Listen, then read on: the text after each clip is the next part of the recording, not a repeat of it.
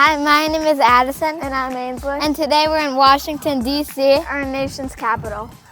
This summer we visited our family in Ohio and took a road trip to Washington, D.C., which is about 6 hours away, to learn more about our nation's history.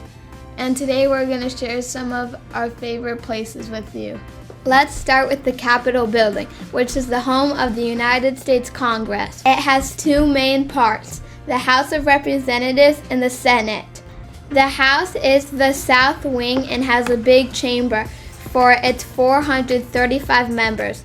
The Senate is in the north wing and it is smaller, with only 100 senators. The dome is one of the most famous symbols of America.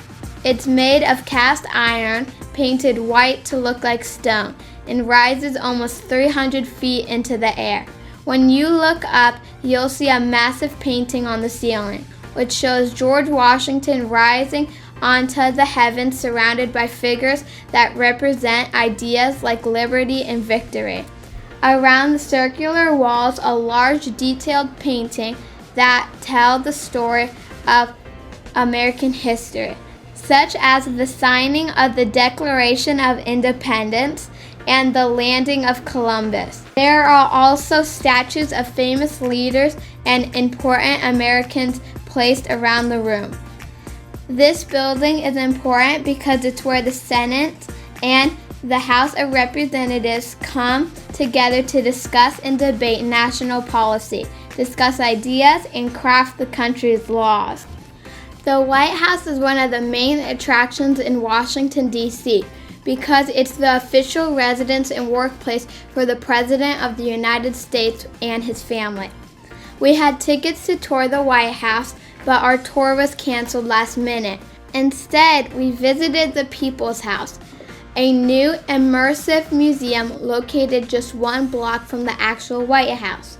We even had a chance to sit in a room designed to look like the real Oval Office, which is the official working office for the president. George Washington was the only president who did not live in the White House because it was not built yet. The White House was built in 1778 by enslaved European people.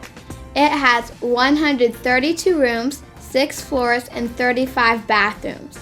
It also has 412 doors, 8 staircases, 3 elevators, and 28 fireplaces. The addition to 30,000 people who visited each week, the White House receives over 100,000 emails, 65,000 letters, and 3,500 phone calls. We decided to send a letter to President Trump, and we hope he responds soon. Most people are familiar with the next structure, but they may not know what it is called. This is the Washington Monument, built to honor George Washington, the first president of the United States. Completed in 1884, it was the tallest man-made structure in the world and remains the world's tallest stone structure. The monument stands at 555 feet and 5 1/8 inches tall and measures 55 square feet at its base. It weighs around 91,000 tons. At the very top of the monument is a small pyramid-shaped capstone with an aluminum tip. The Washington Monument is located near the center of the National Mall, offering views of the Lincoln Memorial, U.S. Capitol, and the White House. We took an elevator up to the observation deck at the 500-foot level to see amazing views of the city. At night, the monument appears to glow and can be easily seen throughout the city. Speaking of Washington, the last location on our list is Mount Vernon, the historic plantation estate of George Washington. It is located in northern Virginia, about 16 miles from Washington, D.C. The mansion on the property is 11,028 square feet and has 21 rooms. When we visited, they were doing repairs, so we were only able to see a couple of rooms, including this room, the new room, also known as a large dining room, built in the late 18th century.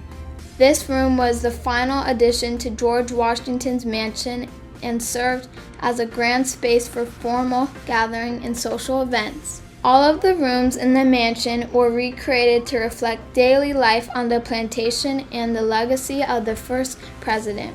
The house sits on a little hill right next to the Potomac River. The Potomac River was very important because it was used for travel, trade, and shipping goods from the plantation.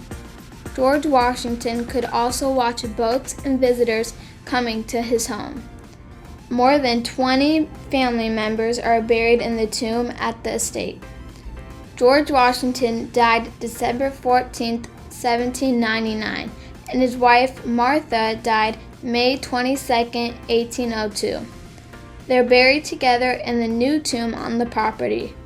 If you go to Washington, D.C., there's so much to see.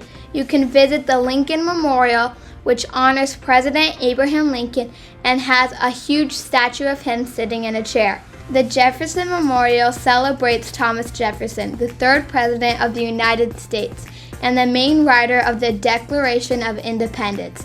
And the MLK Memorial honors Martin Luther King Jr., who was a leader who fought for equal rights for African Americans. And see memorials for the soldiers who served in World War I, World War II, the Vietnam War, and the Korean War. If you like museums, there's the Air and Space Museum, which shows airplanes and rockets.